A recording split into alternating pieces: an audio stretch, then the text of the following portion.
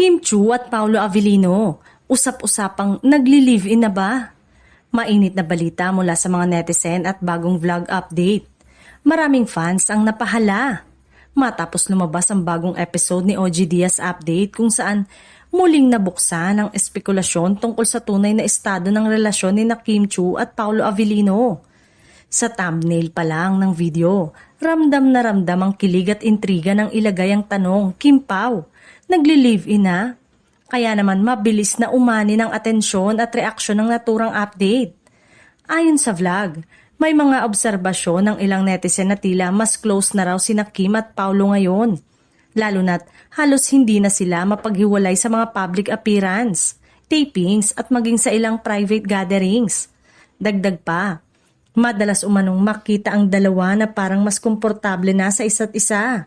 Dahilan para umusbong ang tanong kung mas lumalalim na ba ang kanilang relasyon.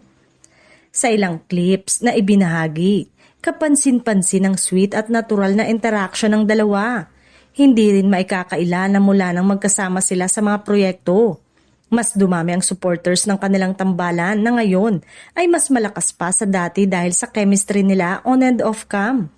Gayunpaman, malinaw na wala pang direktang kumpirmasyon mula kina Kim at Paolo tungkol sa live-in issue.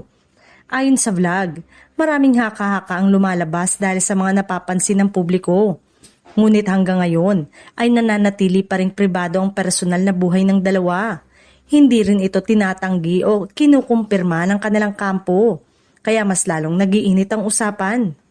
Sa dulo, sabi ng mga host ng vlog na posibleng malapit sa isa't isa sina Kim at Paolo. Wala umano naman silang tinatapakan na ibang tao kaya wala namang masama, lalo pa at nasa tamang edad na ang mga ito. Pero ang tunay na estado ay sila lamang nakakaalam. Sa ngayon, enjoy muna ang fans sa kilig vibes ng Kim Pao habang hinihintay kung may aaminin ba ang dalawa sa hinaharap.